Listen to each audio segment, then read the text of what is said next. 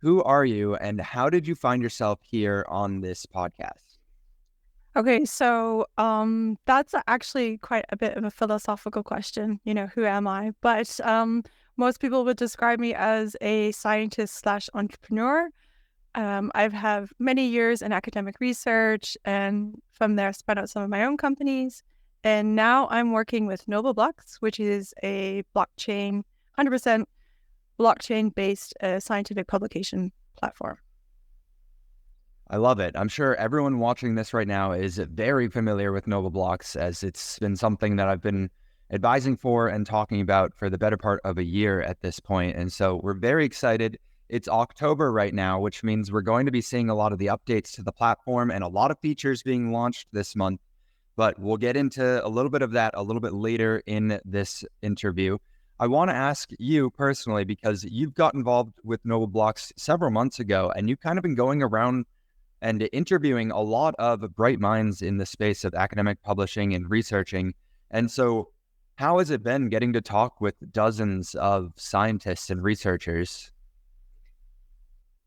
Well, one of the best advantages that I think that we're getting right now, like through establishing the Bonded by Science podcast in relation to Nobleblocks, is that we are raising, awareness about blockchain technologies generally to the scientific community. And while doing so, we're talking about things that really matter to the scientists themselves. So one of the purposes of Bonded by Science is to simplify some of the research that's going on, but also to highlight research that matters, research that makes a difference. That's good. I mean, most research makes a difference. Would you say that? Even No, the research? No? no, no, I don't think enough research makes a difference, actually. I think I have some pretty strong views on this, and I think other researchers do too. I think there's too much that is done for the academic CV. And I think this is a problem with incentives. I think our system is broken. And I think there's a lot of bad behavior that is allowed to flourish. And there's not enough accountability. So while, yes, of course, there's fantastic research that is happening, and we just need more of it. Can you dive a little bit deeper into that? Because I see, especially a lot on X, as I post like less crypto related content and more of the research related content, I see a lot of people who are like, not every research team needs funding. Not every idea needs to be looked into further. Can you kind of like touch into that idea that not all research is actually being conducted appropriately or even worth being conducted?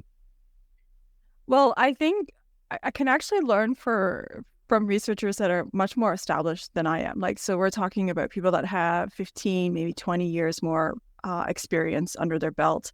And one of the things that I learned from them was that they said they would be walking down like the corridor of, their department, and they would overhear some people discussing like an idea or concept for a paper or a project. And then they said they think about it and they said, yeah, we did that 10 years ago, or we did that 20 years ago.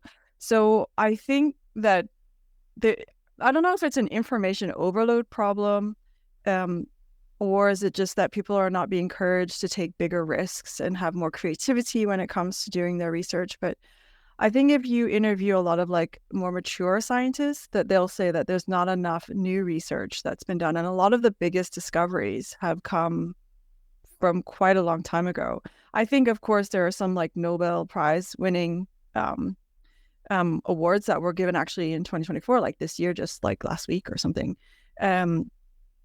hovering around like machine learning and the use of physics to drive machine learning. And I think those maybe are like the more new discoveries that you could say like are really big, and they're more new and more on the forefront, whereas a lot of the others have, happened a long time ago. So it's not just me. Like I hear others tell me about their impressions, and then as one of my other hobbies slash job, I help companies, digest scientific literature and turn that into sales and marketing strategies. And I will on average read about 10 papers before I find one where I feel that it's really useful for a company. So if that gives you any indication of the density of like really novel findings, then that would be that's the percentage. Yeah, that's a very low percentage. 10% of like research papers actually meriting any kind of real world applicable results. That's pretty low percentages. Yeah, it could be for like a number of reasons, right? So one of the things is that there is a lot of research out there. So is it humanly possible to go through it all? I mean, it doesn't take a genius to figure out that, you and I could be we're sitting in two different places right now, and we could have the exact same idea, right? At different times of our lives even. But if we don't know of each other's existence, then of course we're gonna like pursue that idea. So and that will get published. And then we have the issue that, yeah, people are just not like taking bigger steps. And maybe that's the funding issue. Like maybe the funding issue there is that there's not enough projects that are funded for like longer term, or there's not enough exploratory money to support creative thinking within research. Yeah, and I think it kind of plays into what Nobleblocks is trying to do here, because like there is so many people around the world that can be working on the same thing, like you literally just said, without knowing that someone else is doing it. So creating some sort of a platform or a database in which people can go and check on other researchers around the world to see if they are working on it, instead of setting up your whole infrastructure to go do the same thing that someone else is doing, just collaborating and working on the same thing together. It also, some of the advancements that we're seeing with LLMs and artificial intelligence in the science space is that you can create like a chatbot almost, in which it is hyper fixated on the academic publishing industry, and you can go ask and see if that idea that you just had, that crazy idea, is something that people did 10 years ago and published it and already got all the results. And just like you said, it's not humanly feasible to go through everything that's been posted. Like there's hundreds of thousands of papers posted every year, correct? Like that's a rough estimate. I think millions. Millions. Yeah, that's crazy. Yeah, and it's nobody's ever going to go through that. Yeah. I think if you have a very niche area, you might have some safeguards in place just due to numbers. And so you see more niche research happening, and that's probably okay for a time being. But then eventually, they'll have the same issues. Other factors at play are probably that people don't know how to communicate their research well either. So, like research really is just about a degree of certainty in a finding. So it's it's not like most researchers won't come and give you like a super strong conclusion, or they'll say like, this data supports, a tendency for XYZ. But even still, it's just about how certain they are around that conclusion. So I think we're also missing like gaps within research where people pick up research that is done and build on it truly. And one of the reasons why we don't see that happening is because researchers are often, chasing money in terms of funding. And so they have to like move with the wind, or the direction of the wind, I guess you could say. And so maybe they have to shift directions completely. So they can't really continue a line. Most researchers can continue a line if they apply like some of the same methodologies, or like maybe they have like a lot of like some really expensive equipment that puts them in a position to reuse that equipment in a different way. And of course, that is also really great. But you don't get that long line of research, and that long line of research is usually the ones that get into like prestigious journals, I would say. Yeah, it's definitely difficult to pick up someone else's research and continue forward, because you're just not going to have the same setup as the initial research. So you kind of have to like start from square one, it feels, in order to get to the same point or same conclusions. And then, yeah, I think you said a lot of people don't, when they post something, it's like, oh, a lot of the research points towards this one idea, and rather than being very conclusive in your findings, you're very elusive with everything. And I think that is kind of an inherent part of science, is that you can never be 100% certain on something. It's always like a theory or an idea, or if we get enough evidence to point towards something, then it works out nicely. But Yeah, and that's like why you want your replication studies. And then of course it's okay to do like small variations of that particular like research question, because then if you approach it from a different angle perspective and you get a similar result or a finding that is, in alignment, not necessarily supportive, but at least like in parallel, some sort of an alignment, then you know that you're sort of harboring around the truth, right? Like you're sort of circling the truth in that respect. And I think that's really beautiful when it happens. It just rarely happens. Or sometimes, I think we arrived at certain things that we know already to be true. Like people are searching for the magic weight loss pill. People are searching for like how to be happier and all that stuff. And I think like deep down, we know how to do those, but our brain still prefers the shortcut solution of hoping to find the answer on social media. Yeah. There was on that note, and it kind of off topic, but a study that I was reading like last week, I think I saw, they conducted a study in 2015 in which they conclusively determined that babies, like before they could talk, so like 0 to 2, could in fact feel pain. And so they like did MRI scans of their brain and like stabbed them and pinched them to influence pain, and saw that the same part of the brain lit up as to humans, like adults, when they got hurt. And they were like, yes, we can confirm now that babies in fact do feel pain. And it's like, guys, why did we have to do that study? Anyone who's ever seen a baby knows that they feel pain. Like, what are you doing? Yeah. Yeah. It's really atrocious. And I think I am familiar with this research line. And, there was like, even when they had newborns, like they didn't use any proper like anesthetics when they were doing like surgeries and like newborn. And so you have this newborn that's come into the world, and, they experience this like insane amount of pain and they don't know why. So of course we can argue about like just how conscious they are, but, our bodies are, and our mind is pretty well equipped with memory, and, pain is a huge driver of memory. So yeah, it's really like crazy. I think it's a great example that you brought up. It sounds strange. Totally. Yeah. But you got to conduct the research, I guess, right? I'm curious. I don't know how they got funding for that.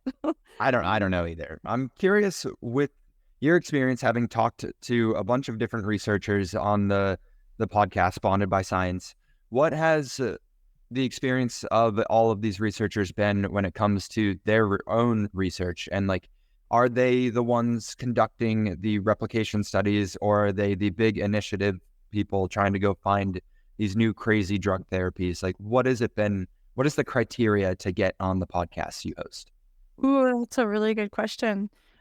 So like, who do we get on the podcast and why? So one of the things that I'm looking for in a guest for Bonded by Science is somebody that, of course, ideally is a little bit pissed off about something and wants a place to share that information. What I have learned, however, is that scientists are very good at not showing how annoyed they are at the way things are around them. So I would say most of my guests are actually generally very humble individuals.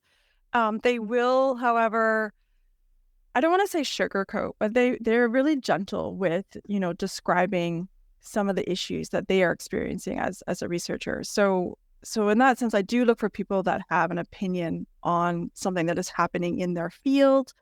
It could be in their, like, the university setting generally. It could be like the lack of social awareness, like the lack, like maybe that their research just, really isn't breaking through the noise. So there could be different reasons why I would have them, join us on Bonded by Science. And sometimes I look for people that are just really great at communicating what they do. And I think, it really does take talent for people to come on and explain what they do in simple way that most people can understand and relate to. So I really applaud some of my guests for being able to do that. Other areas are something that I would think is like coming up new. Like, so maybe it's not popular right now, but will be popular like in 1 year's time. I think this is also something that I'm looking for. Yeah, and I'm open to suggestions too, like on what people would like to see from Bonded by Science, because we are such a young podcast. I would definitely like to encourage more like scientists that are, more female scientists to come on board. I find I do have a harder time convincing female scientists to come on board to a relatively young channel. That's just an impression. I have an observation count, but I don't have a study on it.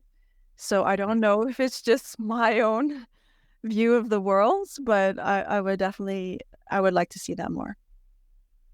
Yeah, I think when you said that, I was thinking you should go reach out to Athena DAO and see if you can get some of their researchers to come on. And I think that you could use that all-encompassing and go to a lot of the different bio DAOs in the world of DeSci and kind of reach out to the people who are getting funded by them and be like, hey guys, come onto the podcast and talk about what it is you're doing and the funding. I think it'll get a lot of reach, because then you're also going to get the DAO, like in Athena DAO's example, you're going to get them to be incentivized to kind of engage with and repost the podcast. So I think you could get a lot more reach doing something like that. I like what you're doing, especially like I've watched a couple of the episodes with the podcast and they're interesting conversations, and it kind of acts from my view, it kind of acts like a funnel from people who are watching these like good conversations about the research that these people are doing into Nobleblocks, like the whole podcast being a funnel to get people's attention towards Nobleblocks. And it's like a very hyper fixated market. So you're going to get other researchers and other academics who are watching these podcasts, and then they can go and be introduced to Nobleblocks. How can people find the podcast? What platforms are you on, and how can people find it? Yeah, so we're currently on YouTube primarily, which is where we have put the full episodes. I think we will eventually migrate to other podcast channels, like, I don't know, probably Spotify, and I think there's some other ones that I'm less familiar with. And then we have some good advice too. Like, we've been recommended, I think, by this person known as Bat Investor, suggested that we should put it on X as a full podcast. So I think we're probably going to explore more. I think the initial goal with just putting it on YouTube was because it's, we can really understand the viewership and what gets the most views there. And you sort of, it's almost like an N=1 experiment, but at the same time, it's really controlled environment. So we can have a good understanding of what is building traction. And I think, when you said something about like driving to Nobleblocks, I think the purpose first is just to establish value in the Bonded by Science podcast for all listeners. And then, of course, some of the podcasts... Ooh, did I disappear? Your camera shut off, yeah. Oh, that's strange. So now I don't know why I have no camera. So I can make all these funny faces and no one will know. Yeah, but some of the reasons why we're having a Nobleblocks we want to build up Bonded by Science is because every time we reach out to someone with a different university or different research department, then they learn about Nobleblocks and they become more aware of like what blockchain technology is and how that is going to help them in the future. Also even beyond publication. As you mentioned, there are other reasons and ways to use blockchain technology. Yeah, there's a lot of different things that can be evolved moving forward with blockchain. Like, I think almost every industry can benefit in some capacity, especially the scientific industry. Yeah, I do. I want to talk about the idea of posting the podcast on X and YouTube just briefly, because we had talked about it a lot. And on YouTube, they're really good with SEO, so search engine optimization. So when people go and Google something, you're back, let's go. When people go and Google something, they'll get shown YouTube videos. And that's kind of like an evergreen spot to post the clips and everything. On X, it is not really good at searching. If you search for someone's name, even sometimes they don't come up. It's really a bad search engine. And so while it is good to get the immediate views on X, the longevity of the clips and the longevity of these podcast episodes have to be posted on other platforms as well. But it's good you can post on both, because then everyone uses X as like their town hall almost. So they're going to see it and then know that you're doing stuff. Whereas on YouTube, they might not see it unless they're specifically searching for leveraging methane destruction, the podcast that you just posted 5 days ago. That was a great podcast and recording. I mean, it's really has come out around the same time of some big press releases in the National Academy of Sciences, which is really trying to put methane on the radar for being like one of the new gases that we need to consider in addition to carbon. So yeah, I'm really excited about getting that type of content up on our podcast, but also to show that that's the type of content that we can't wait to host at Nobleblocks. So. Yes, I was going to say, so right after you're done talking to these researchers, you're like, all right, guys, now here, let's do a 5-minute tutorial on Nobleblocks. Come post here. Yeah, I think it's definitely happening. And I know like some of the guests that we've had on, not all the podcasts are aired currently, but some of the guests that we have on, they are curious about like what is Nobleblocks? Like they're asking like, Shelly, what is Nobleblocks? And, and then we first have to talk about blockchain, and then we start to think about like all the benefits that blockchain can bring. And I do see like some researchers get it a lot faster than others, but still they're super interested. And I think it's just about, small doses of information coming out, trickling out over a longer period of time. And then, yeah, we'll start to see the adoption that I think everyone is waiting for. Yeah. I have a bunch of things rattling off in my head right now because I want to talk about some of the features that are getting launched from Nobleblocks here in the next 30 days or so. So it's right now, it is October 14th. So we're in the middle of October, and we know, everyone watching knows, that the platform is set to start rolling out these new features in October. One of the features that we had just talked about that I saw light up in your eyes a little bit, like a very good interest in this feature, is the idea of the Noble identity. And so just to give a brief explanation to the people who are watching, everyone is familiar with the Google sign-ins. Like when you go to a new website, you can click sign in with Google, and that will take your profile and sign in across whatever website it is. And so you don't have to go fill in your name and a profile photo and your date of birth and your email and create a password. It just uses this profile already. So what Nobleblocks is doing, and this I think is the first time that it's being talked about publicly, and so hopefully Delroy doesn't get mad at me about it, but Nobleblocks is creating a Noble ID. And so for the researchers, you can actually go and on Nobleblocks put up your profile photo, your date that you started researching, any major article publications you've posted, your posters, your preprints, everything that you've done as an academic onto your profile. And thanks to ICP, which is what hosts the front end of Nobleblocks, ICP has canisters which can hold an aggressive amount of data. And so inside of your canister is your entire profile as a scientist. And so when you go around to other websites, agnostic to what it is on the internet, you can sign in with Noble ID. And it's like carrying over your entire LinkedIn profile onto that new website.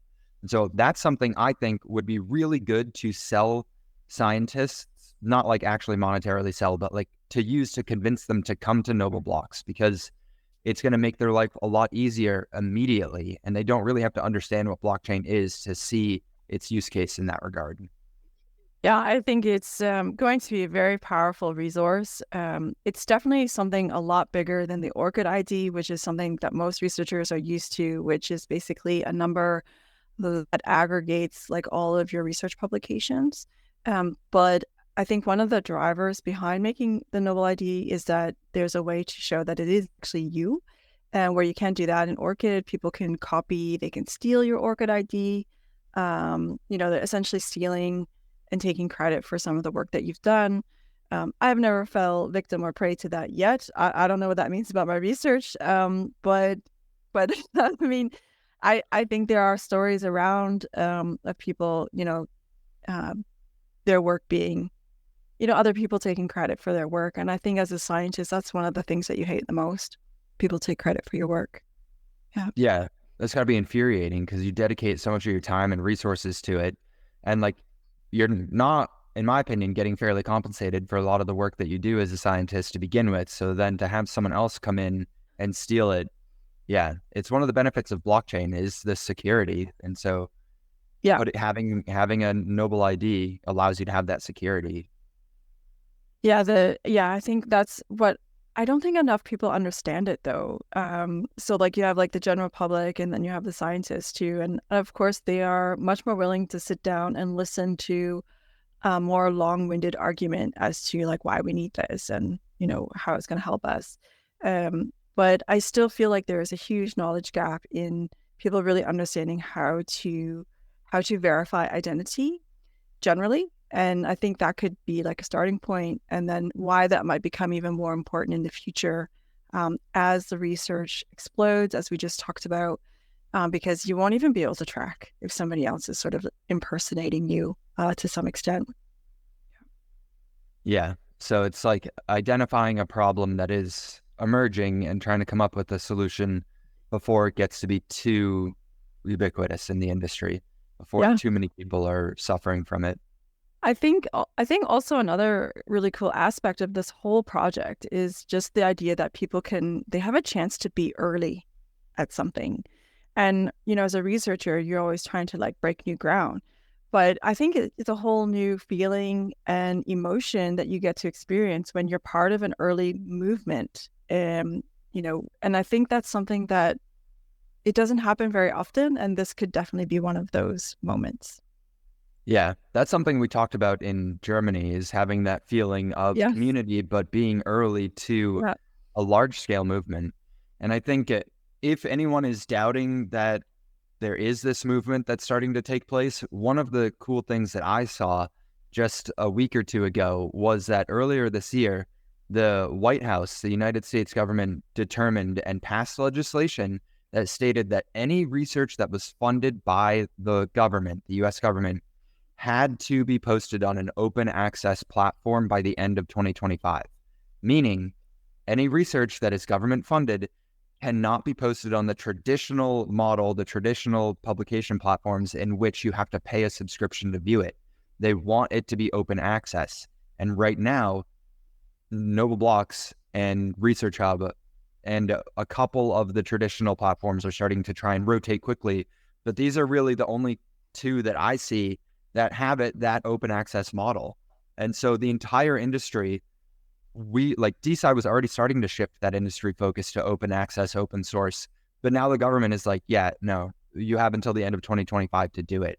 And so this new initiative that we're seeing, this new movement, is being forced into light by the US government. Yeah, I think, the idea is super. And it's just about, what is the logistics of actually getting it to happen? Is there going to be a follow-up? And then, of course, you have like one of the big issues that you're running into now with publishing houses is that there's a paywall, and that paywall indicates that there's like a copyright, often copyright issues, otherwise just be open and free. So yeah, how do they overcome that? And I think before looking at the details, it's probably going to revolve around the preprint, because it's only in its final publication form that the copyright is placed on. So I'm guessing it's around that. So yeah, it'll be really interesting to see where those preprints go. And I think Nobleblocks could be a fantastic outlet for that. Do you have anything that's really just been like burning and you've been dying to say here, Shelly? No, I'm burning for lots of things, but I would just say, like, if somebody knows of a guest for Bonded by Science, that, like I said, really has a strong opinion on something, or really wants to push an idea or concept or research finding forward, please reach out to me or to that investor to get on Bonded by Science, because we're really looking for people that have a voice and have their own voice and want to speak it. Absolutely. It's important to give everyone their voice, make sure that people with bright ideas and the capability to pursue them have a platform to let people know what they're doing, because they can work in the silence and work in the dark, but nobody's ever going to see it. if that's the case. So let's get exposure for what it is you're dedicating yourself to. Super. Thanks for having me, and I look forward to joining you again.